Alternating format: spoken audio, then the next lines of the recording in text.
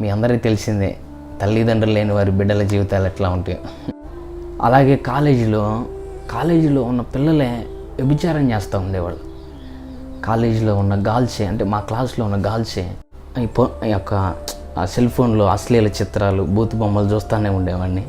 హస్తప్రయోగంలో, దొంగతనంలో, అనేకమైన పాపాల్లో నేను కొనసాగుతూనే ఉండేవాడిని. ఇంకా అడిగేవాళ్ళు ఎవడు లేరు. ఫ్రీ ఫైర్ ఆడేవాడిని, పబ్జీ ఆడేవాడిని, బెట్టింగ్స్ వేసేవాడిని, డ్రీమ్11 ఆడేవాడిని. అట్లా విచ్చలవిడిగా నా జీవితాన్ని 2 సార్లు నేనే వద్దన్నా. ఆ తర్వాత నేనే వెళ్ళి వారితో వ్యభిచారం చేశా. నేనే వెళ్ళి అట్లా పాపంలో పడిపోయా. ఇంకా బాధ ఎక్కువైపోయేది. ఎట్లా అయిపోయానంటే, ఇట్లా కాళ్ళు అడుగులు వేస్తూ ఉంటే ఎముకలే తగులుతూ ఉండేవి. జ్వరం అయితే 24/7 నా ఒంటి మీద ఉండేది. మోషన్స్, ఇంకా అట్లా ఒళ్ళు నొప్పులు, ఇంకా ఆ సిమ్టమ్స్ అన్నీ కూడా నాలో పనిచేస్తూనే ఉండేవి. మీరు నమ్ముతారో నమ్మరో ప్రియులారా, నేను కన్నీరు విడిచి నా చాప తడిచిపోయింది. ప్రార్థన చేసి మోకాళ్ళు వేసి చాప కూడా చినిగిపోయింది. Praise lord. నేను మీ తమ్ముడు జోషిని. చిన్నతనంలోనే తల్లి, తండ్రి, అన్నయ్య చనిపోవడం జరిగింది. అతి చిన్న వయసులోనే, అంటే 20 సంవత్సరాల్లోనే భయంకరమైన వ్యభిచారానికి లోబడడం, భయంకరమైన వ్యభిచార పనులు చేయడం. ఇంకా అది ఎంతవరకు వెళ్ళిందంటే చివరికి HIV, అంటే ఎయిడ్స్ వ్యాధికి గురయ్యాడు. బాడీ మొత్తం ఎండిపోవడం, రోజుకి బరువు తగ్గిపోవడం, 24 గంటలు జ్వరంతో ఉండడం. చివరికి తను నడుస్తూ ఉండగా ఆంగా ఎదరికేస్తే ఆ యొక్క బొయ్కులు కింద నేలకి తగలడం, అటువంటి పరిస్థితి ఆ అబ్బాయి అనుభవించడం జరిగింది. అనేక మంది దూషించారు, అనేక మంది అనేక రకాలుగా అంటూ ఉన్నారు. ఇప్పుడు దేవుడు అతన్ని ఎలా స్వస్థపరిచారు, ఇంతకీ దేవుణ్ణి ఆ బ్రదర్ ఎలా తెలుసుకున్నారు, ఇప్పుడు దేవుడు ఏ విధంగా వాడుకుంటున్నాడంటే, ఆ బ్రదర్ ప్రార్థన చేయగా నడవలేని వారు నడుస్తున్నారు, ఆ బ్రదర్ ప్రార్థన చేయగా మాట రాని వారు మాట్లాడుచున్నారు. ఆనాడు యెహోషువ ప్రార్థించగా సూర్యచంద్రులను ఏ రీతిగా ఆపారు, ఈనాడు ఈ బ్రదర్ ప్రార్థన చేయగా వర్షాలు కావాలంటే అదే రీతిగా వర్షాలు పడడం, ఆ గ్రామస్తులు అందరూ ఆశ్చర్యపోవడం. ఈ బ్రదర్ ద్వారా ఇంకా అనేకమైన కార్యాలు దేవుడు చేసి ఉన్నారు. అయితే ప్రస్తుతానికి ఈ బ్రదర్ వయసు చిన్న వయసు 24 సంవత్సరాలు. ఈ బ్రదర్ తన జీవిత చరిత్ర గురించి మొదటి నుంచి చివరి వరకు తప్పుకోకుండా ఈ సాక్ష్యం చూడండి. తప్పుకోకుండా చూడడమే కాకోకుండా ఇంకా అనేక మందికి షేర్ చేయమని కోరుచున్నాను. ఎందుకంటే మీరు షేర్ చేయడం వల్ల ఈ వీడియో ఎవరికి చేరాలో వారికి తప్పుకోకుండా దేవుడు చేరుస్తాడు. వాళ్ళ జీవితంలో కూడా మారు మనసు కంపల్సరీగా దయచేస్తాడు. తప్పుకోకుండా ఈ వీడియో అనేక మందికి షేర్ చేయండి. అలాగే ఒక లైక్ చేయండి. లైక్ చేయడం వల్ల ఇంకా అనేకమైన సాక్ష్యాలు మీ ముందుకు తేవడానికి నాకు ప్రోత్సాహంగా ఉంటుంది. ముఖ్యంగా నా గురించి, నా ప్రయాణాల విషయాల గురించి మీరు ప్రార్థన చేయమని కోరుచున్నాను. మొట్టమొదటిగా అవకాశం ఇచ్చిన మన ప్రభు, మన ప్రియరక్షకుడైన యేసుక్రీస్తు ప్రభుల వారికి మహిమ కలుగును గాక. ఈ సమయంలో ఈ విధంగా మీతో సాక్ష్యం పంచుకోవటానికి ప్రభువే సహాయం చేశాడు. దానికి ఒక సాధనంగా జోషన్ ఆయన ప్రభు వాడుకున్నారు. అందుని బట్టి కూడా ప్రభుకు మహిమ కలుగును గాక. యూట్యూబ్లో కూడా అన్న సాక్ష్యాలు చూస్తున్నప్పుడు, అన్న సేకరిస్తున్న వారి సాక్ష్యాలు చూసినప్పుడు నన్ను కూడా పరిశుద్ధాత్మ దేవుడు ప్రేరేపించాడు.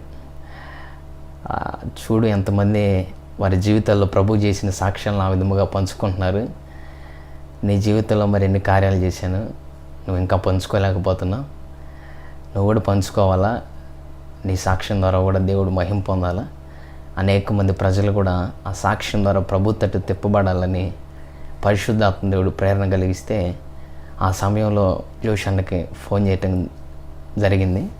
అప్పుడు అన్న కూడా చక్కగా రిసీవ్ చేసుకొని, నేను సాక్ష్యం కూడా ఎక్కువ సమయం చెప్పలా, 2 మాటలే చెప్పే అన్నతో. కానీ అన్న చక్కగా ఆత్మీయంగా నన్ను అర్థం చేసుకొని, తమ్ముడు వెంటనే మనం కలవాలి తమ్ముడు, మనం రికార్డ్ చేయాలి తమ్ముడు అని నాకు ఆలోచన ఇచ్చి రేపు రా తమ్ముడు మనం రికార్డ్ చేద్దామని అని చెప్పారు. ఆ విధంగానే ఇప్పుడు కలిసాం. అన్నోళ్ళ ఇంట్లోనే కూర్చొని ఉన్నా. నా సాక్ష్యాన్ని చిన్న ప్రార్థనతో ప్రారంభించాలని ఆశపడతా ఉన్నాను. పరిశుద్ధుడా, ప్రేమ కలిగిన తండ్రి, నీకు వందనాలయ్యా. ప్రత్యేకంగా ఈ సమయంలో ప్రభా మాకు ఇచ్చిన అవకాశాన్ని బట్టి నీకు మహిమ చెల్లిస్తూ ఉన్నామయ్యా. పరిశుద్ధాత్ముడా, నీవే ప్రభువా మా జీవితాల్లో జరిగించిన కార్యములను ప్రభువా జీవజలము వల్లే ప్రభువా మా కడుపులోంచి ఉబికింపజేసి ప్రభువా అనేకులకు దీవెనకరముగా మార్చమని మీ సహాయమును నిండు మనస్సుతో ప్రార్థన చేస్తూ ఉన్నామయ్యా. నా ప్రాణ ఆత్మ దేహములను ప్రభువా మీకే సమర్పిస్తూ యేసు నామములో స్తుతించి ప్రార్థించి పరిశుద్ధాత్మ దేవుని సహాయం పొందుకొని నాము తండ్రి, ఆమె. నా పేరు మేదర్ చిన్ని కృష్ణ. నేను బాప్తిసం తీసుకోకముందు మా తల్లిదండ్రులు మేదర వెంకటేశ్వర్లు, మేదర ఎమ్మెల్యమ్మ. పల్నాడు డిస్టిక్, క్రోసూరు మండలం, 88 తాళ్ళూరు గ్రామం. మా తల్లిదండ్రులు, మా తాతయ్య వాళ్ళు, మా పితరులందరూ కూడా విగ్రహారాధన సంబంధమైన మార్గాల్లోనే నడుస్తూ భక్తి చేస్తూ ఉండేవాళ్ళు. మా యొక్క ఇంటిలో మందిరం అంటే అసలు ఎవరికి తెలిసేది కాదు. ఆదివారం వస్తే ఇంట్లోనే ఏదో ఒక మటనో చికెనో తెచ్చుకొని తిని ఇంక అట్లానే గడుపుతూ ఉండేవాళ్ళం. మా పితరుల కాడి నుంచి కూడా ప్రభు అంటే అంతగా పరిచయం లేదు. కాకపోతే క్రైస్తవులుగానే ఉన్నాం, కానీ మందిరం అనే అలవాటే మా ఇంట్లో ఎవరికి లేదు. ఆ విధంగా మా కుటుంబం సాగుతూ ఉండేది. మా కుటుంబంలో మా తల్లిదండ్రుల గురించి మీతో పంచుకోవాలని కూడా ఆశపడతా ఉన్నాను. మా తల్లిగారు నేను 6వ తరగతి చదువుతున్నప్పుడే క్యాన్సర్తో బాధపడి తల్లిగారు మరణించారు. అప్పుడు కూడా చాలా బాధ అనిపించింది. ఆలనా పాలనా చూసుకునేవాళ్ళు, ఆదరించేవాళ్ళు ఎవరూ లేరు. ఆ ఇంట్లోనే అమ్మ మమ్మల్ని చక్కగా చూసుకునేది, పోషించేది. మా తండ్రి వ్యతిరేకంగా బ్రతుకుతా మమ్మల్ని బాధ పెడతా ఉన్నా కానీ మా అమ్మగారు అన్నీ ఓర్చుకొని చక్కగా మమ్మల్ని పోషిస్తూ ఉండేవాళ్ళు. మా అమ్మగారికి క్యాన్సర్ వచ్చిన తర్వాత ఇంకా ఫైనల్ స్టేజ్ వచ్చినప్పుడు కాడి నుంచి ఇంకా మా అమ్మగారిని మేము చూడలేకపోయాం. హాస్పిటల్లోనే తిరుగుతూ ఉండేవాళ్ళం. మేమేమో ఇక్కడ మా ఊరిలో ఉండేవాళ్ళం, 88 తాళ్ళూరులో. మీకు ఎంతమంది సంతానం బ్రదర్? మేము ముగ్గురు అబ్బాయిలం. మా పెద్దన్నయ్య కాలువలో పడి చనిపోయాడు. ప్రస్తుతానికి నేను, నా తమ్ముడు ప్రజెంట్ ఉన్నాం. అప్పుడు చాలా బాధ అనిపించేది. ఏంటి అమ్మ ఇప్పుడు మనకాడే ఉండేది కదా, అసలుకి ఏంది సంవత్సరం అవుతుంది అసలు ఇంటికే రావట్లా, హైదరాబాద్ అంటున్నారు, అట్లా అంటున్నారు. అదేదో ఎలక్ట్రికల్ షాక్ పెట్టి చికిత్స చేస్తానంటున్నారు అని చాలా ఆలోచనతో బాధపడుతూ ఉండేవాళ్ళు. కానీ వచ్చేది కదమ్మా. కానీ పాపం మా అమ్మగారు చనిపోయేటప్పుడు కూడా నన్ను, మా తమ్ముడిని తలుచుకునేవాళ్ళు. అంటే ఇప్పుడు ఎట్లా ఉన్నారు పిల్లలని. పాపం చిన్నప్పటి నుంచి కూడా మమ్మల్ని మా అమ్మగారు చాలా చక్కగా చూసేవాళ్ళు. ఇంట్లో పరిస్థితులు ఒకరు వ్యతిరేకంగా ఉన్నా మా అమ్మగారు చక్కగా మమ్మల్ని చూసుకునేవాళ్ళు. కానీ ఇంకా అనారోగ్య సమస్యతో అమ్మగారు మరణించారు. ఆ సమయంలో కూడా అంటే ఒక తల్లిలా ప్రభువే ఆదరించారు. అది ఇప్పుడు నాకు తెలుస్తూ ఉంది. అట్లా సమయం కొనసాగుతూ ఉంటే నేను 10వ తరగతికి వచ్చాను. ఆ సమయంలో డాడీ కూడా మరణించడం జరిగింది. డాడీ త్రాగి లివర్లు పాడైపోయి అనారోగ్య సమస్యతో డాడీ కూడా చనిపోవడం జరిగింది. ఇంకా అక్కడితో తల్లిదండ్రులు ఇద్దరు మా జీవితాల్లోంచి వెళ్ళిపోవడం జరిగింది. మీ అందరికీ తెలిసిందే తల్లిదండ్రులు లేని వారి బిడ్డల జీవితాలు ఎట్లా ఉంటాయి. ఇంకా ఈ మాటలో చెప్పాల్సిన అవసరం లేదు, మీరు అర్థం చేసుకోగలుగుతారు. ఈ సమయంలో మా కుటుంబంలో ప్రస్తుతానికి మమ్మల్ని చూసుకునేది, మమ్మల్ని పోషించేది మా తాతయ్య, మా నాయనమ్మ, అలాగే మా అత్తమ్మ, మా మామయ్య. వాళ్ళు మమ్మల్ని ప్రస్తుతానికి దేవుని కృపను బట్టి పోషిస్తూ ఉన్నారు. దేవుడే వాళ్ళకి ఆ ప్రేమను పెట్టాడు. వాళ్ళు అందుని బట్టి ప్రభువుని నేను స్తుతిస్తూ ఉన్నాను. నేను 10వ తరగతి దాకా మా గ్రామంలోనే చదువుకున్నాను. 10వ తరగతి దాకా చదువుకున్న తర్వాత ఇంక నేను డిప్లొమా ఎంట్రన్స్ ఎగ్జామ్ రాశాను. దేవుని కృపను బట్టి మంచి ర్యాంక్ వచ్చింది. ఆ తర్వాత నేను పాలిటెక్నిక్ చదవటానికి రాజమండ్రి వెళ్ళాను. ఆ సమయంలో కూడా 3 సంవత్సరాలు అక్కడ చక్కగా చదువుకున్నాను. అక్కడ కూడా కొంతమంది అన్నోళ్ళు ఉండేవాళ్ళు. వాక్యం చదువుకున్నామని అడుగుతా, ప్రార్థన చేసుకున్నామని అడుగుతా, ఇట్లా ఉండేది. అక్కడ కూడా దేవుని గురించి తెలుసుకున్నాను. అక్కడ కూడా ఆ బైబిల్ స్టడీస్కి వెళ్ళటం, ప్రేయర్ చేసుకోవటం, వాటిలో నేను పాల్గొంటూ ఉండేవాడిని. నేను డిప్లొమా స్టార్టింగ్ ఇయర్లో వెళ్ళినప్పుడు నేను మారు మనసు పొందాను. అంటే యేసు ప్రభు నా కోసం చనిపోయాడు అని నా హృదయంతో ఒప్పుకొని, నా నోటితో దాన్ని విశ్వాసంతో పలికి, ఆ క్షణంలోనే నేను ప్రభువుని నా హృదయంలోకి చేర్చుకున్నాను. ఏ విధంగా అంటే అది మా ఫ్రెషెస్ డే. 3 సంవత్సరాలు ఫస్ట్ ఇయర్ అప్పుడు నేను అలా కాలేజీలోకి వెళ్ళినప్పుడు ప్రతి సంవత్సరం మా కాలేజీలో అట్లా గాస్పల్ మీటింగ్ పెడతారు. ఆ గాస్పల్ మీటింగ్లో ప్రేమ్ కుమార్ అన్న, అప్పట్లో విద్యార్థుల మధ్య పరిచర్యలో అన్న సెక్రటరీగా ఉండేవాళ్ళు, యూఈఎస్ఐ అంటారు. ఆ పరిచర్యలో ఉండేవాడన్న. ఆ రోజు వాక్యం చెప్పడానికి అన్నే వచ్చాడు.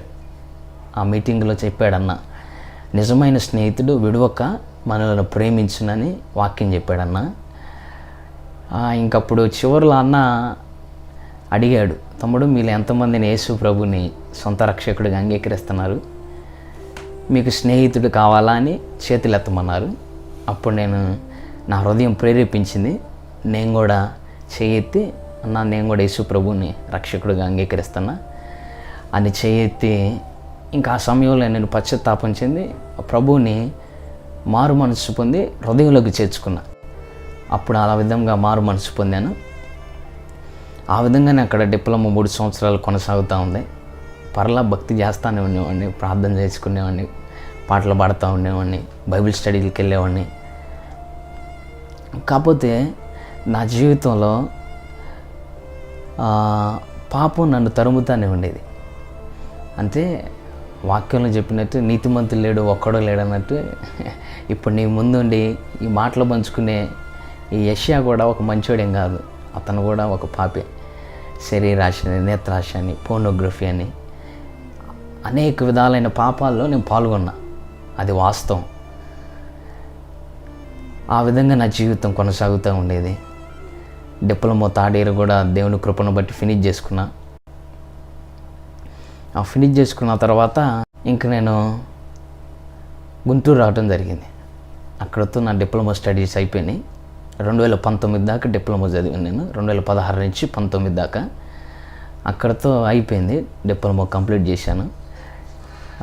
దేవుడు ఎట్లా ఉండేదంటే సహాయం, నేను అప్పుడు పాపం చేసి ప్రార్థన చేసి ఎగ్జామ్కి పోయినా దేవుడు నాకు సహాయం చేసేవాడు. కాలేజీలో ఒక 60 మంది ఉంటే 60 మంది పరీక్షలు రాస్తే 40 మంది తప్పేవాళ్ళు, 20 మంది పాస్ అయిన వాళ్ళు నేను ఉండేవాడిని. నాకు అంత జ్ఞానం లేదు, కానీ ప్రభు అప్పుడు సహాయం చేసేవాడు. ఆ విధంగా నేను డిప్లొమా పూర్తి చేసుకొని బీటెక్ కోసం గుంటూరు రావడం జరిగింది. ప్రభు దైవికంగా నాకు సహాయం ఎట్లా చేశారు, నన్ను ఎట్లా స్వస్థపరిచారు, ఈ మాటలు కూడా పంచుకోవాలని నేను ఆశపడతా ఉన్నా. ఇప్పటి వరకు కూడా ప్రభు కృపను బట్టి నేను బ్రతికి ఉన్నా. ఇది అసలుకి నేను ఊహించలే ఎప్పుడు ఇటువంటి మార్గంలోనికి నా జీవితం ప్రయాణం చేసిద్ది అని నా ఊహల్లో కూడా లేదు అసలుకి. ఈ సంఘటనే నన్ను ప్రభు దగ్గరికి తీసుకెళ్ళింది, ప్రభుని ఇంకా ఎక్కువ తెలుసుకునేలా ప్రేరేపించింది. అసలుగా ప్రభు అంటే ఏదో రుచి చూసే భాగ్యాన్ని ఈ పరిస్థితి నాకు అనుగ్రహించింది. ఆ పరిస్థితి ఏంటంటే, నేను క్షయవ్యాధితో బాధపడ్డా. క్షీణించిపోయే వ్యాధిని, అంటే దానికి అది వ్యభిచార సంబంధమైన పాపం చేయటం వల్ల వచ్చేది. దాంట్లో పాల్గొనటం జరిగింది. నేను HIV పాజిటివ్. అతి చిన్న వయసులో ఆ ఎయిడ్స్ వ్యాధి అనేది ఎలా వచ్చిందో కొంచెం వివరంగా చెప్తారా బ్రదర్? చెబుతాను. ఆ సంఘటన ఎవరు ఊహించరో, కానీ ఆ సంఘటనలో ఆ పరిస్థితిలోకి నేను వెళ్ళిపోయా. ఆ పరిస్థితిని కూడా మీకు వివరించి నా సాక్ష్యాన్ని ముందుకు తీసుకెళ్లాలని ఆశపడతా ఉన్నాను. ఇంకా గుంటూరు నేను రావటం జరిగింది. గుంటూరులో 1 సంవత్సరంన్నర దేవుని సహాయంతో చక్కగా చదువుకున్నా. గుంటూరు వచ్చిన కాడి నుంచి ఇంకా బైబిల్ రీడింగ్ లేదు, ప్రార్థన లేదు, ఎవరు అడిగేవాళ్ళు లేరు. రాజమండ్రిలో అంటే అన్నోళ్ళు ఉండేవాళ్ళు, అరే బైబిల్ చదువుకున్నావా, ఈరోజు వాక్యం చదువుకున్నావా అని ప్రతిరోజు అడిగేవాళ్ళు. వాళ్ళ కోసం నా తప్పకుండా చదివేవాడిని. గుంటూరుకి రాగానే ఇంకా అడిగేవాళ్ళు ఎవరు లేరు. ఇష్టానుసారంగా ఇంకా తిరుగుతూ ఉండేవాడిని. B Tech third year first semester దాకా చదివాను నేను. అప్పుడు దాకా నేను అంత పాపంలో ఉన్న, దేవునికి నేను వ్యతిరేకంగా బ్రతికిన, చిన్న ప్రార్థన చేసేవాడిని. దేవా ఈరోజు ఈ పరీక్ష రాస్తున్నా, సహాయం చేయి అని చిన్న ప్రార్థన చేసేవాడిని. ప్రభు దాన్ని ఆకాశం ముందు ఆలోకించి సహాయం చేసేవాడు. నేను బీటెక్ 3-1 చదివేదాకా కూడా ఒక్క బ్యాక్లాగ్ కూడా లేదు. ఫస్ట్ అటెంప్ట్లో నేను అన్నీ పాస్ అయ్యేవాడిని. దేవుడే సహాయం చేసేవాడు. ఆ తర్వాత నుంచి ఇంక దేవుని విడిచిపెట్టేసాను నేను పూర్తిగా. అసలుకి బైబిల్ లేదు, వాక్యం లేదు, మందిరానికి వెళ్ళటం లేదు. ఇంకా కాలేజీలో సహవాసం పెరిగిపోయింది, స్నేహితుల సర్కిల్ పెరిగిపోయింది. అలాగే కాలేజీలో ఉన్న పిల్లలే వ్యభిచారం చేస్తూ ఉండేవాళ్ళు. కాలేజీలో ఉన్న గర్ల్సే, అంటే మా క్లాస్లో ఉన్న గర్ల్సే వ్యభిచార సంబంధమైన మార్గాలు నడుస్తూ ఉండేవాళ్ళు. అదే కాలేజీలో, అదే స్కూల్లో నేను కూడా ఉంటా ఉండేవాడిని. నా మనసు, నా విధానాలన్నీ కూడా పాడైపోయినాయి. అదిగాక నా స్నేహితులు ఎప్పుడు పక్కనుండి వాళ్ళని చూడరా, వీళ్ళని చూడరా అని ఎంకరేజ్ చేస్తూ ఉండేవాళ్ళు. నా స్నేహితులనే కాదు, నేను కూడా ఎంతో ఆశతో ఆ పాపానికి, ఆశలకు బలహీనున్నాయి పరిగెడతా ఉండేవాడిని. కానీ నేను ఆ వ్యభిచారంలో పట్టబడింది ఎక్కడంటే బయటనే. నేను ఎప్పుడైతే కాలేజీ నుంచి మా అత్తమ్మ ఇంటి దగ్గర ప్రయాణం చేస్తూ ఉంటానో ఆ మార్గంలోనే పరిచయం అయ్యారు. ఇంకా ఆ వయసు మన దగ్గరకు వచ్చి పాపం చేయమని ప్రేరేపణ కలిగి చేస్తూ ఉండేవాడు, బలవంతం చేస్తూ ఉండేవాడు. నేనేమో ఆలోచనతోనే, చదువుకోవాలనే ఆలోచనతోనే నేను రిజెక్ట్ చేసా ఒకసారి. అప్పటికి నేను ఈ యొక్క సెల్ ఫోన్లో అశ్లీల చిత్రాలు, బూతు బొమ్మలు చూస్తూనే ఉండేవాడిని. హస్తప్రయోగంలో, దొంగతనంలో, అనేకమైన పాపాల్లో నేను కొనసాగుతూనే ఉండేవాడిని. కానీ వాళ్ళు అట్లా వచ్చి అడిగినప్పుడు నేనే వద్దని చెప్పేసా.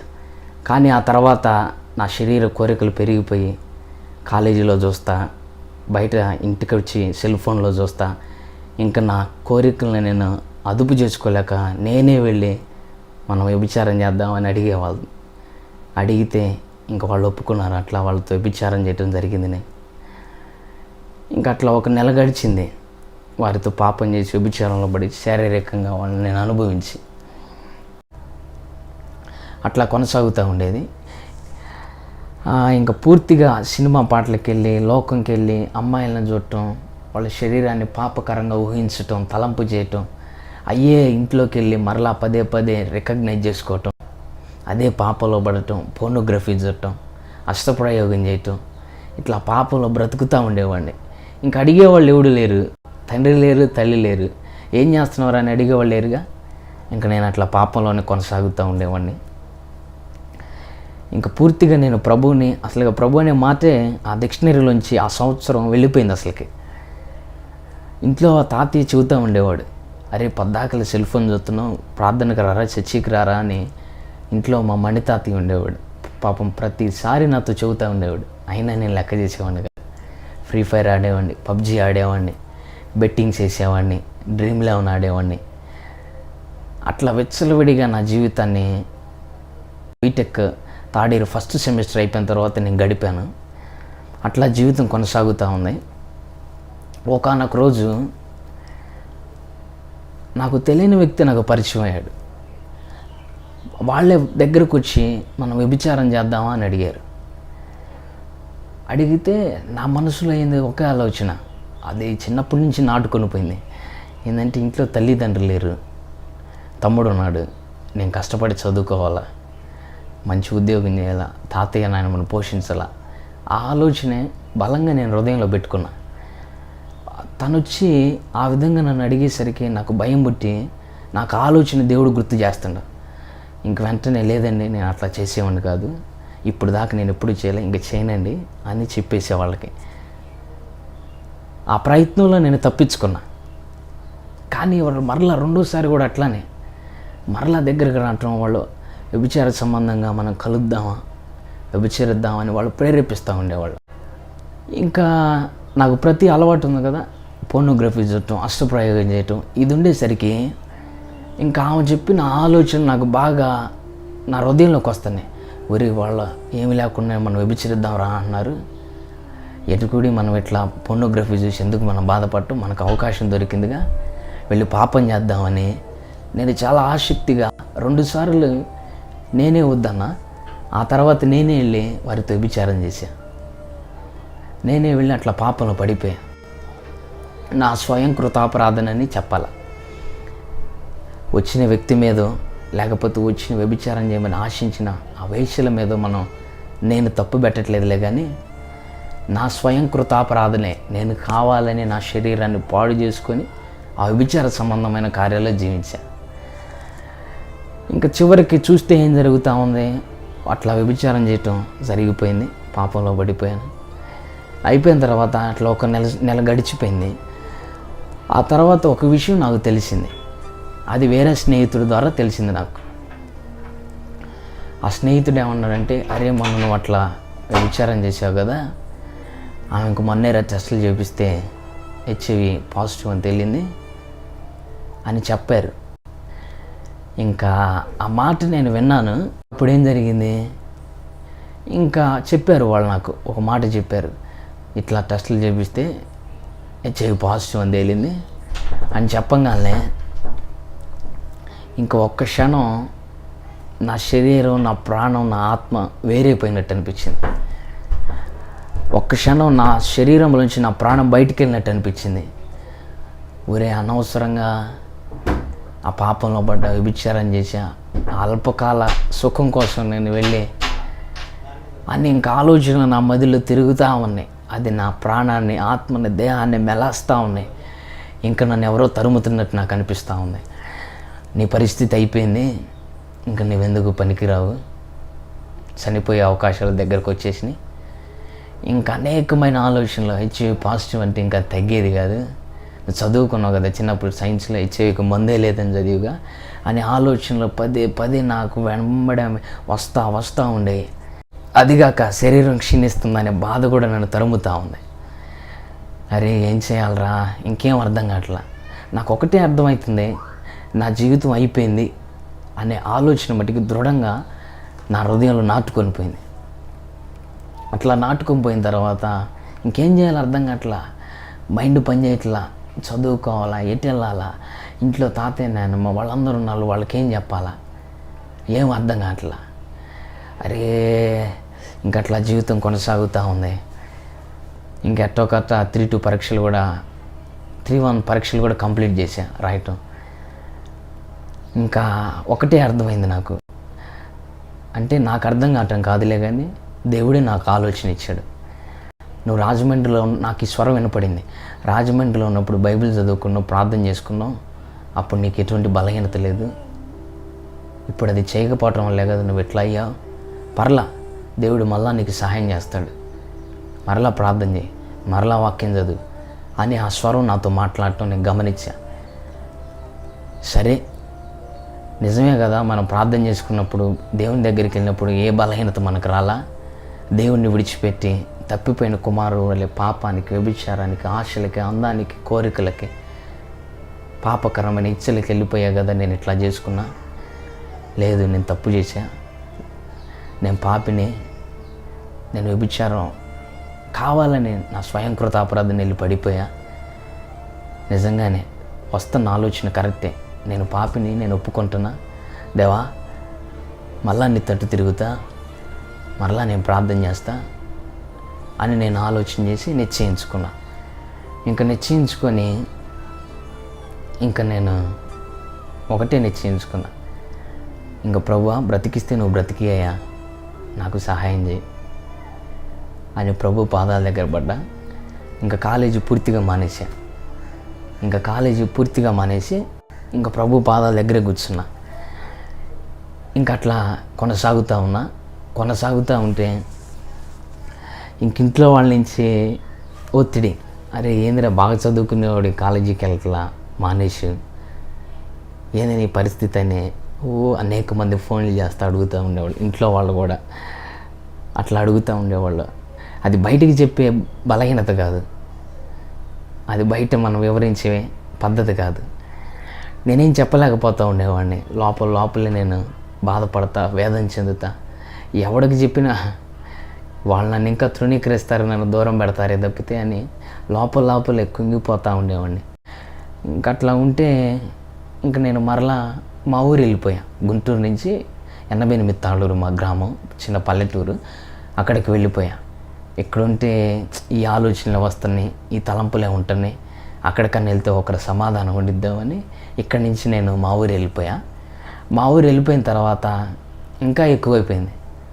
చదువుకునేవాడు ఏందిరా ఇట్లా రోడ్ల మీద తిరుగుతుండని చుట్టుపక్కల వాళ్ళు, ఇంటి పక్కన వాళ్ళ స్నేహితులు నా శరీర దారుఢ్యాన్ని చూసి ఆరోగ్యంగా ఉండేవాడు, ఈడేంద్ర ఎముకలుగా అయిపోయాడని అనేకులు రకరకాలుగా మాట్లాడుకునేవాళ్ళు. ఇంకా బాధ ఎక్కువైపోయేది.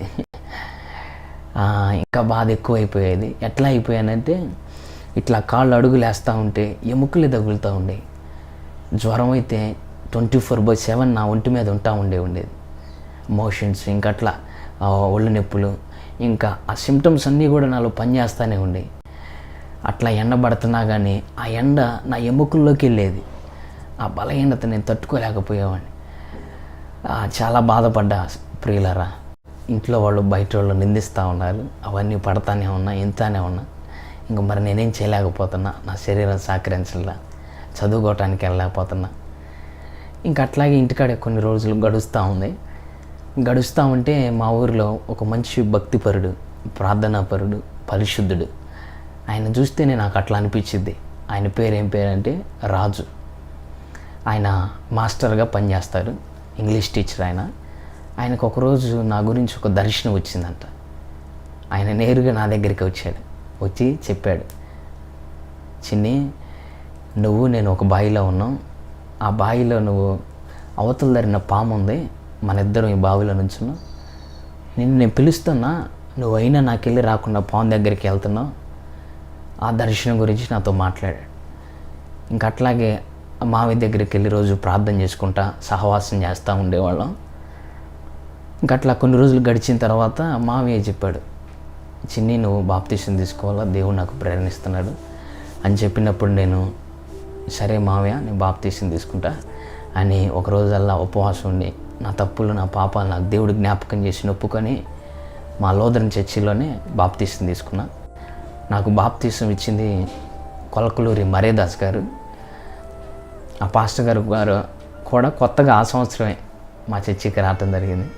వెళ్ళే పాస్టర్ గారని నేను బాప్తీసం తీసుకుంటానని అని చెబితే పాస్టర్ గారు కూడా సంతోషంగా ఆహ్వానించి నాకు బాప్తీసం ఇచ్చారు. ఆ బాప్తీసం తీసుకున్న కాడి నుంచి ఇంకా పరిశుద్ధాత్మ దేవుడు ప్రేరేపించడం ఎక్కువైపోయింది. ప్రార్థన చేయి, వాక్యం చదువు, పాటలు పాడని అట్లా ప్రేరణ కలిగిస్తూ ఉండేవాడు. ఇంకా అప్పటి నుంచి ఇంట్లో కూర్చొని బైబిల్ తీసి ఒక వచనం చదవగానే ఇంకా ముందు చదవలేకపోయేవాడిని. ఇంకా ఆ శరీర బలహీనతను బట్టి ఇంకా అసలు ముందు కదిలేదు కాదు. ప్రార్థన చేద్దామంటే అసలు ప్రార్థన అంటే 2-3 మాటలు చేసేవాడిని అంతే. చెప్పా కదా, ఒక 50 సెకండ్స్ 1 మినిట్ చేసేవాడిని. దేవా నాకు సహాయం చేయి. ఇంకా ఆ ప్రార్థన తప్పితే మనకి అంతగా ప్రార్థన నడిచేది కాదు. ఇంకా అట్లాగే కొనసాగుతూ ఉంది. ఇంకా ఒక 5 నిమిషాలు 10 నిమిషాలు ప్రార్థన చేసుకోవటం. ఇంకొక రోజు ఏం జరిగిందంటే, అది లాక్డౌన్ ఫస్ట్ లాక్డౌన్. ఆ ఫస్ట్ లాక్డౌన్లో ఇంక అట్లనే మంచం మీద పడుకొని యూట్యూబ్ చూస్తా స్క్రోల్ చేస్తూ ఉంటే తండ్రి శని పరిచర్యలు నాకు పరిచయమైనప్పుడు, పరిచయమైనప్పుడు ఎట్లా పరిచయం అయిందంటే, అక్కడ ప్రార్థనా విజయాలని కింద హెడ్లైన్ పెట్టి కొన్ని సాక్ష్యాలు కనపడుతున్నాయి. ఇంకా నేనేంది, మనకు కూడా అనారోగ్య సమస్యతో బాధపడుతుందని ఫిక్స్ అయిపోయాం. ఒకసారి చూద్దామని ఇంకా చూడటం జరిగింది. గుండె జబ్బుల వాళ్ళు, చనిపోయిన వాళ్ళు బ్రతకటం, ఇవన్నీ సాక్ష్యాలు అక్కడ నేను వింటూ ఉన్నప్పుడు నాలో విశ్వాసం పెరుగుతూ ఉండే. ఊరి దేవుడు వాళ్ళకి సహాయం చేశాడు, నేను కూడా ప్రార్థన చేస్తే, నేను కూడా పాటలు పాడితే, నేను కూడా వాక్యం చదివితే దేవుడు నాకు కూడా సహాయం చేస్తాడని నాకు భలే ఆశ కలిగి, విశ్వాసం నిజంగా చెప్పాలంటే ఆ సమయంలో నాకు పెరిగింది ఆ వీడియోస్ చూడటంతో. నేను ఆ బలహీనతతో బాధపడుతున్నానని నేను ఏ విధంగా కన్క్లూడ్ చేయగలిగానంటే, అట్టాగే ఇంటి దగ్గర బాధపడతా ఉంటే ఇంట్లో వాళ్ళు చూసి, అరే మనం టెస్ట్లకు వెళ్దాం పారా అని మళ్ళీ నన్ను మా ఊరు వెళ్తే పక్కనే ఒక చిన్న సిటీ సత్తనపల్లి, అక్కడికి తీసుకెళ్ళి. అంటే ఎవరు తీసుకెళ్ళేవారండి ఆ టెస్టులకి? అత్తమ్మోళ్ళు. ఎందుకని ఇలా ఎండిపోతున్నావు అని చెప్పి? అవును, ఏందిరా నీరసంగా ఉంటాను, కాలేజీకి బాటల, ఆహారం కూడా తింటలా, ఏంది ఇట్ట అయిపోయావని పాపం వాళ్ళ నా మీద బాధ్యతతో నన్ను అట్లా హాస్పిటల్కి తీసుకెళ్ళి, అది చంద్రశేఖర్ హాస్పిటల్ అంటారు సత్తనపల్లిలో. అక్కడికి వెళ్తే టెస్టులు చేశారు. మామూలుగా బ్లడ్ టెస్ట్లు, షుగర్ టెస్ట్, అది యూరిన్ టెస్ట్లు అన్నీ చేశారు. మందులు తీసుకోవటానికని మందుల షాప్కి వెళ్ళాం. వెళ్తే అక్కడ ఒక పెద్ద మందులు ఇచ్చి ముసలాయన ఉన్నాడు. ఆ రిపోర్ట్స్ అన్నీ చూశాడు. చూసి, అరే కుర్రోడు, నీకు ఇప్పుడు ఒళ్ళు నొప్పులేంది, నీకు జ్వరం ఏంది, నీకేం తెలియదని ఒక మాట అన్నాడు. అనగానే నాకు ఇంకెమ్మట్లోనే అది ఇంటికి బాగానే ఆ మాట నన్ను పదే పదే ప్రేరేపిస్తూ ఉంది. ఊరి ఆయనేమో బాగుంది అంటాడు, ఈయనేమి ఇట్టన్నాడు.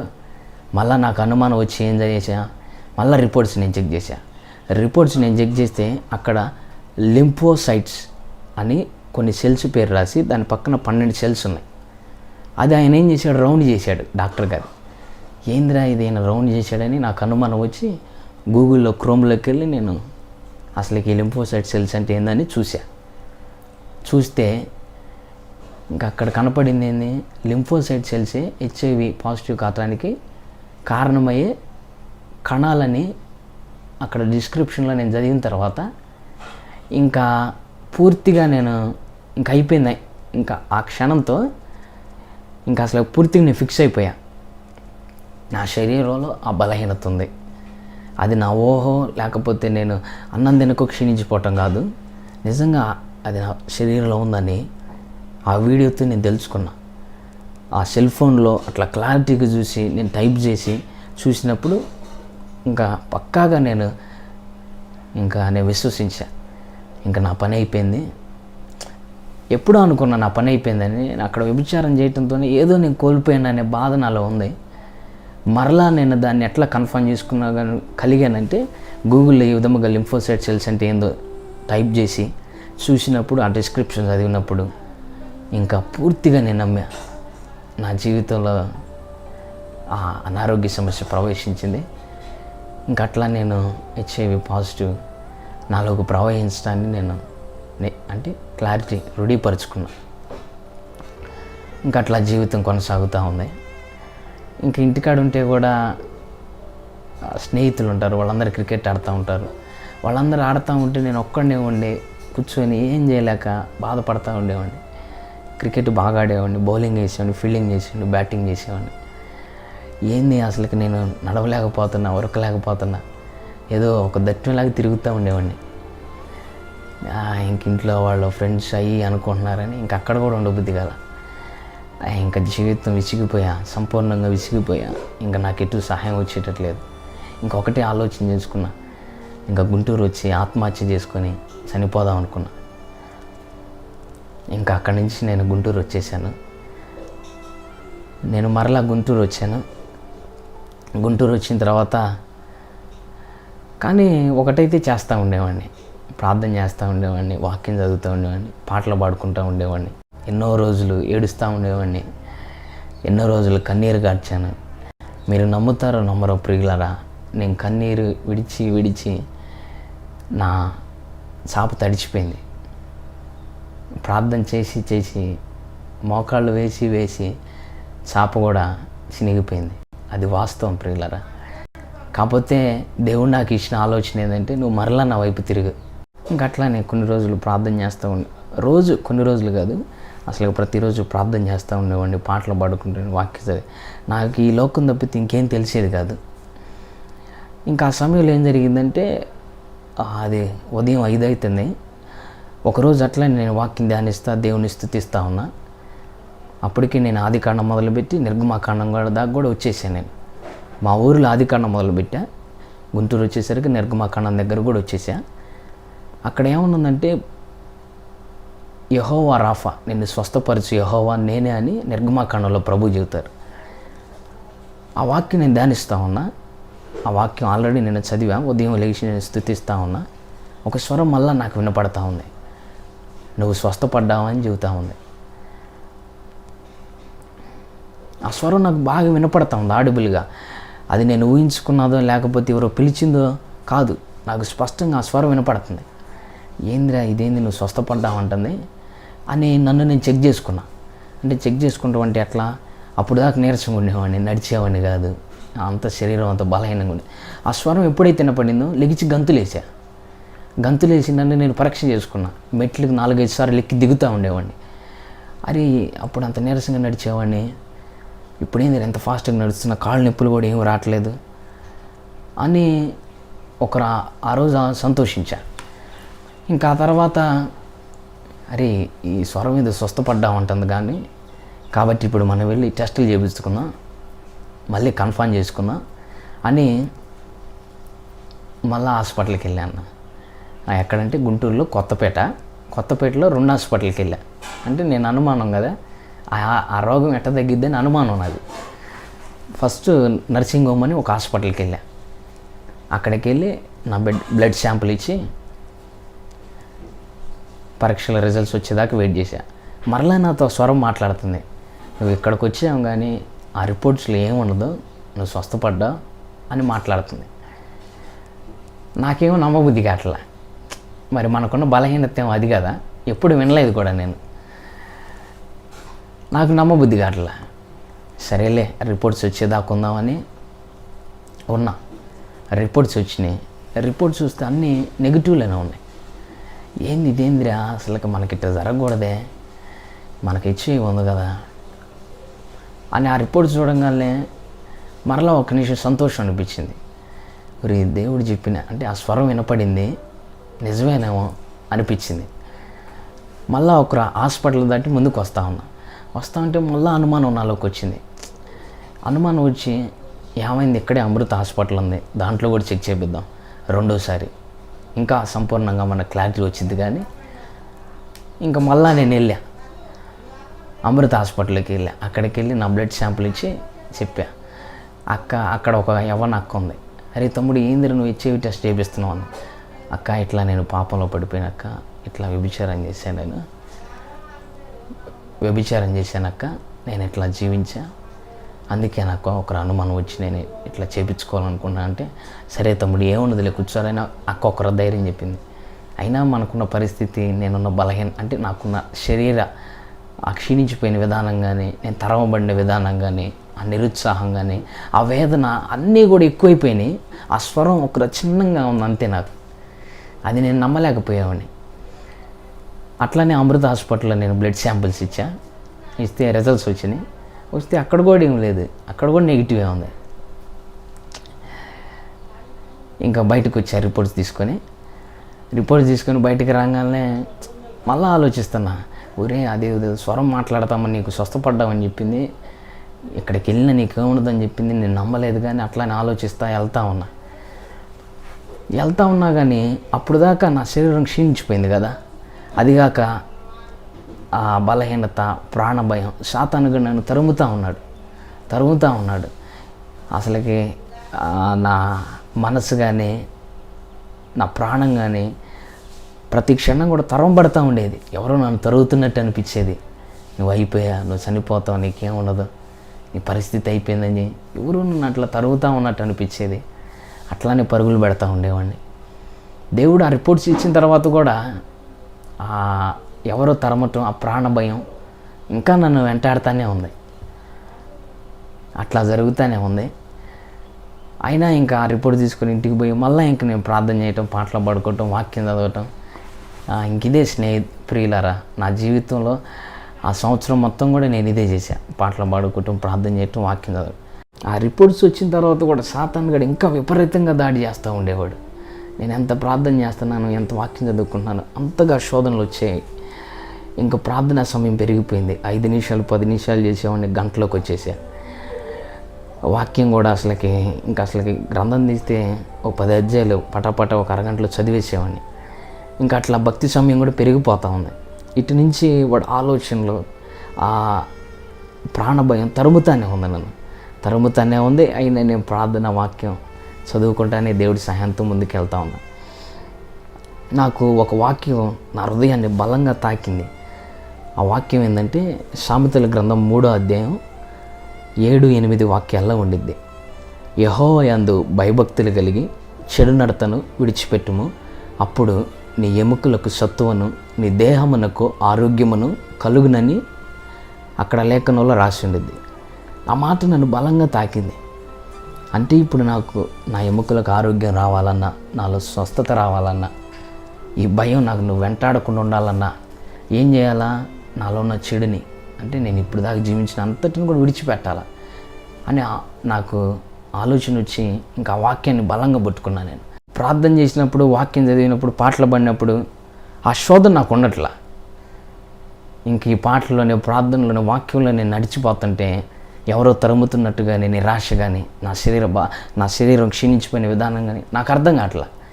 ఇదేదో బాగుందని ఇంకా నేను వాక్యం చదవటం, పాటలు పాడటం, ప్రార్థన చేస్తూ ఉండేవాడిని. ఇట్లా కొనసాగుతూ ఉన్నప్పుడు ఇంకా ఇంట్లో శోధనలు పెరిగిపోయినాయి. ఊరికి నీకు అన్నం విడి పెడతా, అది ఇది మాటలు అన్నారు. ఇంక ఈ తట్టుకోలేక ఎందుకులే మనం బ్రతికి అనవసరమని మళ్ళీ ఆత్మహత్య చేసుకుందామని విజయవాడ బస్ స్టాండ్ దగ్గరికి వెళ్ళా. విజయవాడ బస్ స్టాండ్ దగ్గరికి వెళ్ళంగానే అక్కడ కూడా మరలా ఒక స్వరం వినపడతా ఉంది.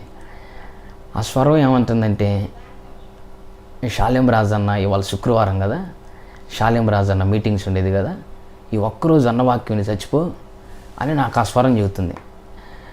ఎందుకంటే షాలేం రాజన్నకి దేవుడు నన్ను అట్లా ఆకర్షించాడు. అన్న వాక్యం చెప్పినప్పుడు నాతోనే మాట్లాడుతున్నట్టు అనిపించేది.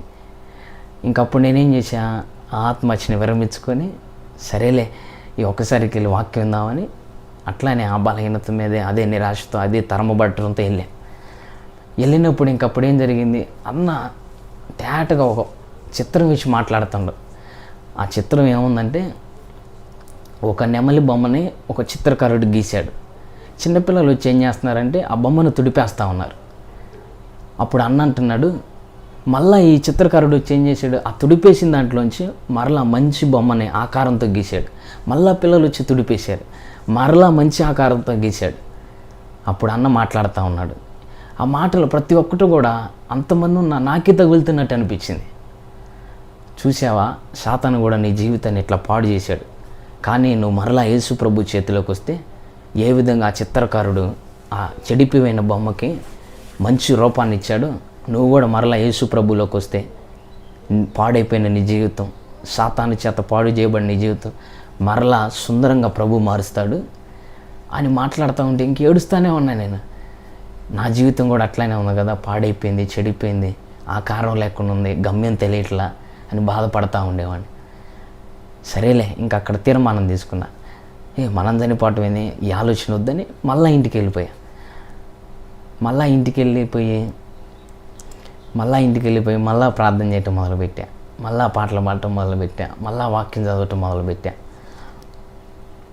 ఇంకా ప్రభువుని ఒకటే అడిగా, ప్రభువుకు ప్రార్థన చేస్తూ ఉంటే షాలేమన్న తనకి గుండెలో ప్రాబ్లం వచ్చినప్పుడు ప్రార్థనాపూర్వకంగా అన్న బైబిల్ తెరిచి, దేవా నీ మాట ఏందో నాకు తెలియపరచని అడిగాడంట. అప్పుడు చూస్తే నీకేం కాదు, నువ్వు స్వస్థపడతావని దేవుడు చెప్పాడంట. ఆ ఆలోచనే నేను చూసా, వాక్యం వీడియోలో చూసి నేను కూడా అట్లానే ప్రయత్నించా. దేవా ఇప్పటివరకు ఇట్లా ప్రార్థన చేసుకున్నా అయినా నాకు సమాధానం లేదు, ఎవరో తరుముతున్నట్టు అనిపిస్తూ ఉంది, నిరాశ అట్లానే ఉంది, ఇంట్లో నుంచి కానీ బయట నుంచి కానీ ఎట్లానే ఉంటుంది, అయ్యా నా జీవితం ఏందో నాకు తెలిపాయా అని నేను కూడా అట్లానే బాగా ప్రార్థనాపూర్వకంగా ఉండి అట్లా బైబిల్ తెరిచాను. సహోదరులారా, తెరిచిన వెంటనే యోబు గ్రంథం వచ్చింది.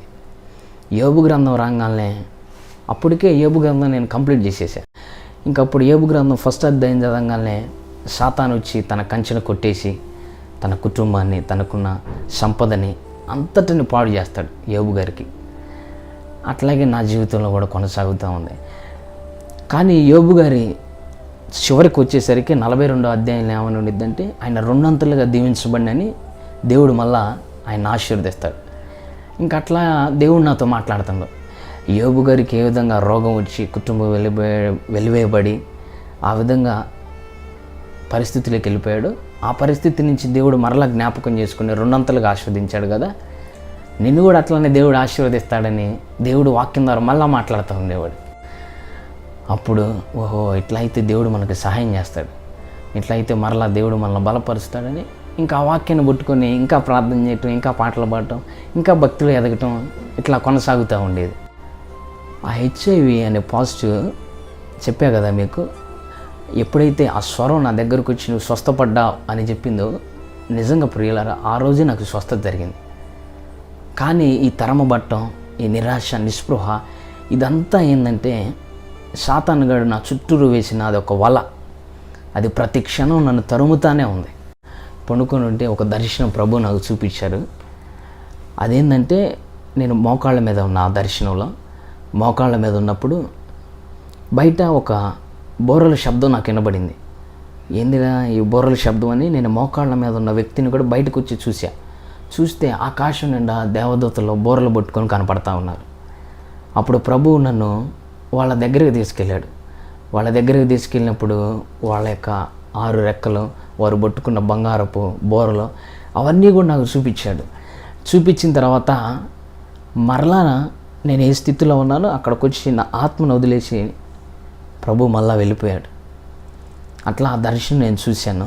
ఇంకా ప్రభు మళ్ళా నన్ను కింద గదిలోకి నన్ను ఆహ్వానిస్తుండు. అంటే నేనుండే బిల్డింగ్లోనే కింద ఒక గది ఉండేది. ఇంకా ఆ గదిలోకి వెళ్ళి ప్రార్థన చేయండి, దేవుడు నాకు ఆలోచనిస్తూ ఉన్నాడు. ఆ గదిలోకి వెళితే ఆ గదిలో అన్ని ఎలుకలు ఉండేవి. ఒకరోజు ఫస్ట్ రోజు వెళ్ళినప్పుడు అక్కడే పండుకుంటే ఎలుకలన్నీ నా మీద పరిగెట్టాయి. ఇప్పుడు ఏ గదిలోకి వచ్చానరా అని బాధపడతా ఉండేవాడిని. ఇంక మన పరిస్థితి అది, మనకి ఎటువంటి సోర్స్ లేదు. ఇంకా అక్కడే ప్రార్థన చేసుకుంటూ ఉండేవాడిని. ఆ సమయంలో అక్కడ కూడా ఏం జరిగింది, దేవుడు మళ్ళా ఒక దర్శనంలో కనపడ్డాడు. మళ్ళా ఒక దర్శనంలో పెద్ద వెలుగు అగ్ని వల్లే నాకు కనపడతా ఉంది. ఆ అగ్ని వెలుగులో దేవుడు 2 చేతులు అట్లా పెట్టి నాకు కనపడతా ఉంది. ఆ దర్శనంలో ఆ వెలుగు కిందే నాకు ఇట్లా కాళ్ళు 2 పెట్టి నా తల కాళ్ళ మధ్యలో పెట్టి ప్రార్థన చేయటం నాకు బాగా అలవాటు. నేను ఎట్లయితే ప్రార్థన చేస్తానో అట్లానే ఆ దర్శనంలో నేను, ఆ అగ్ని, ఆ వెలుగులో ఆ చేతులు నాకు కనపడతా ఉన్నాయి. ఇంకా ఆ సమయంలో ఏం జరిగింది, ఇంకొక రోజు దేవుడు ఒక దర్శనం ఒక కళలో చూపించాడు నాకు. చూపించినప్పుడు ఇంకా దేవుడు ఆ కళ ద్వారా నాతో మాట్లాడుతుండు. అది శుక్రవారం వచ్చింది. అప్పుడు ఉపవాసం ఉన్నాను నేను. ఈరోజు 3ంటికి నీకు ఏదో జరగబోతుందని ప్రభు నాతో ఆ కళ ద్వారా మాట్లాడారు. మాట్లాడితే నాకేం అర్థం కాల. ఇంక అట్లానే మోకాళ్ళ మీద ఉండి ప్రార్థన చేస్తా ఉన్నా. ఇంకా మీరు నమ్మండి ప్రియులారా, పరలోకం నా కోసం ఆ సమయంలో తెరవబడింది. ఆకాశం నుంచి పరిశుద్ధాత్మ అగ్ని బలంగా నా మీదకి అపోస్తుల మేడగది మీద ఉన్నప్పుడు ఏ విధంగా దిగి వచ్చిందో ఆ విధముగా నా మీదకి దిగి వచ్చింది. అది చలికాలం, కానీ అప్పుడు దాకా పడిపోయిన నా రోమాలన్నీ కూడా నిక్కబొడుచుకున్నాయి. అప్పుడు దాకా నాలో ఉన్న నిరాశ కానీ, ఎవరో తరుముతున్నట్టు కానీ అవన్నీ కూడా ఆగిపోయినాయి. ఎప్పుడైతే ఆయన అగ్ని నా మీద పడిందో అది కాళ్ళ వరకు కూడా ప్రవహిస్తూ ఉంది, ఒక కరెంట్ షాక్ లాగా. ఇంకా ఆ సమయంలో ఏందిరా నాకేం జరుగుతుందిరా, నా శరీరం ఏందిరా అప్పటికప్పుడే వేడైపోతుందని నేను లోపల ఒకరు ఆలోచిస్తూ ఉండేవాడిని. అప్పుడు నాకు తెలియదు అది దేవుడు నన్ను దర్శించాడని, నన్ను అభిషేకించాడని, ఆయన పరిశుద్ధాత్మని నాకు సహాయం చేశాడని. ఆ తర్వాత అపోస్తుల కార్యం దాకా వచ్చిన తర్వాత నాకు తెలిసింది, వారు మేడగది మీద ఉండి ఎడతెగక ప్రార్థన చేస్తా స్తుతిస్తూ ఉన్నప్పుడు అగ్ని నాలుకలు విభాగింపబడి వారి మీదకి పరిశుద్ధాత్మ వచ్చిందని చదివినప్పుడు దేవుడు నాకు ఆ సంఘటన గుర్తు చేసేవాడు. నువ్వు కూడా అప్పుడు అది అట్లా ప్రార్థన చేస్తూ ఉన్నప్పుడు నీ మీద కూడా వచ్చిన అగ్ని అదే అని ప్రభు నాకు జ్ఞాపకం చేస్తూ ఉండేవాళ్ళ. ఆ విధంగా పరిశుద్ధాత్మ దేవుడు ఎప్పుడైతే బలంగా నా మీదకి వచ్చాడో ఆ సమయం నుంచి అసలుకి నా జీవితం, నా ప్రార్థనా జీవితం, నేను కోల్పోయిన సమస్తం కూడా తిరిగి వచ్చినాయి. నాకు సమాధానం అవ్వచ్చు, ఆనందం అవ్వచ్చు, ఏదో చెప్పలేని ఆనందం, చెప్పలేని సంతోషం నా హృదయంలోంచి పెళ్ళి ఒబ్బుకుతూ ఉండేది. అప్పుడు దాకా నా మొహం నల్లగా ఉండేది, అంటే చీకటిగా ఉండేది. ఎప్పుడైతే పరిశుద్ధాత్మ దేవుడు బలంగా నా మీదకి వచ్చాడో నా మొహం నేను చూస్తే వెలిగిపోతూ ఉండేవాడిని నేను. ఆ సమయంలో పరిశుద్ధాత్మ దేవుడు బలంగా నన్ను తాకాడు. ఆ విధంగా పరిశుద్ధాత్మ దేవుడు ఆయన కృపను బట్టి నన్ను అభిషేకించుకున్నాడు. ఆ తర్వాత కాడి నుంచి ఇంకా భక్తి జీవితం నెక్స్ట్ లెవెల్లోకి పరిశుద్ధాత్మ దేవుడు తీసుకెళ్ళాడు. ఇంకెట్లా ఉండేదంటే ఉదయం 10ంటికి ప్రార్థన చేయటం మొదలుపెట్టేవాడిని. ఇంకా సాయంత్రం 8-7 దాకా ఇంకా ప్రార్థన చేస్తూ ఉండేవాడిని. పరిశుద్ధాత్మ దేవుడు భలే ఆశ్చర్యంగా ప్రార్థనలు నడిపించేవాడు. అట్లా 1 నెల 2 నెలలు నాన్ స్టాప్గా ప్రార్థన చేస్తూ ఉండేవాడిని. ఆ ప్రార్థనా జీవితం కూడా ప్రభు ఇచ్చిన వరమే. అది చెప్పటం నాకు ఎంతో ఇష్టం. ఎందుకు పనికిరాని నన్ను, అసలుకి ఎప్పుడు చనిపోతాను అనుకున్నాను నేను, ఆ పాపంలో లోకంలో ఉన్న నన్ను ప్రభు ఎట్లా వాడుకున్నారంటే ప్రార్థన చేసినప్పుడు గొప్ప కార్యాలు ఆయన నామంలో ఆయనే జరిగించారు. మొట్టమొదటి కార్యం ఏంటంటే మా గ్రామంలో నడవలేక ఒక వ్యక్తి దోగాడుతూ నడుస్తూ ఉండేవాడు. పరిశుద్ధాత్మ దేవుడు అప్పుడు నాతో మాట్లాడుతున్నాడు, నువ్వు వెళ్ళి ఆయనకు ప్రార్థన చేయి, అతడు లేచి నడుస్తాడు అని చెబుతున్నాడు. అప్పటికే మా ఊర్లో అందరూ వీడికి పిచ్చి పట్టిందిరా, చదువుకోవటం మానేసి రోడ్లు ఎమ్మడి తిరిగి అందరికీ ప్రార్థన చేస్తుండో స్వార్థ అది ఇది అంటుండో అని అనుకుంటున్నారు అని ఆలోచన వచ్చి, లేదయ్యా నేను చేయనయ్యా, ఇప్పటికి అందరూ నన్ను తప్పుగా భావిస్తూ ఉన్నారు అని చెప్పాను. అయినా పరిశుద్ధాత్మ దేవుడు కథలు లేకుండా ఆయన కాడే నన్ను ఆపి 3 సార్లు అట్లా ప్రేరణ ఇచ్చారు, నువ్వు ప్రార్థన చేయాలి తప్పకుండా ఆయనకని. సరేదేవా ఏదైతే ఏమైందిలే, ఇప్పటికే అందరూ నన్ను పిచ్చోళ్ళు అనుకున్నారు, సరేలే ప్రార్థన చేస్తానని వెళ్ళి చేయబెట్టి ప్రార్థన చేశా. ప్రార్థన చేసిన వెంటనే ఆయన కాళ్ళు ముడిచిపోయిన 2 కూడా ఇట్లా సాగిపోయినాయి. సౌండ్ కూడా వచ్చింది ఎముకలు కదులుతున్నట్టు. ఇంక వెంటనే అక్కడే ఆయన లేపి వాళ్ళ ఇంటి దాకా నడిపించా. దేవుని కృపను బట్టి ఇప్పుడు కూడా ఆయన నడుస్తూనే ఉన్నాడు. ఇది కళ్ళారా అందరూ చూశారండి? కళ్ళారా చూశారు. ఇది కళ్ళారా చూశారు. అది చూశారని ఎట్లా మీకు రుజువుపరచగలుగుతున్నానంటే, ఒక ఇంట్లో నన్ను ప్రార్థన చేయడానికి పిలిచారు. మా ఊరిలోనే ఒక ఇంట్లో ప్రార్థన చేయడానికి పిలిచారు. ప్రార్థన చేయడానికి పిలిస్తే వాళ్ళు చివరికి ప్రార్థన చేసుకున్న తర్వాత అన్నారు, అరే నీలో స్వస్థపరిచే శక్తి ఉందరా, దేవుడు నీకు ఇచ్చాడు, మొన్న నువ్వు ఆ బాలన్నయ్యకి ప్రార్థన చేస్తే ఆయన లేచి నడిచాడు అంటగరా అన్నారు. ఊరి వీళ్ళకెట తెలిసిందిరా అనుకున్నా. అదిగాక ఆ రోజు అంతా పెళ్లి సందడన్న, పెళ్ళి జరుగుతూ ఉంది. అక్కడ జరుగుతూ ఉంటే పాపం అక్కడ పడి ఉన్నాడు ఆయన. ఇంకా ప్రార్థన చేస్తే లెగిసి నడిపించా. చూశారు చాలామంది. ఇప్పుడు కూడా పాపం ఆయన నడుస్తూనే ఉన్నాడు.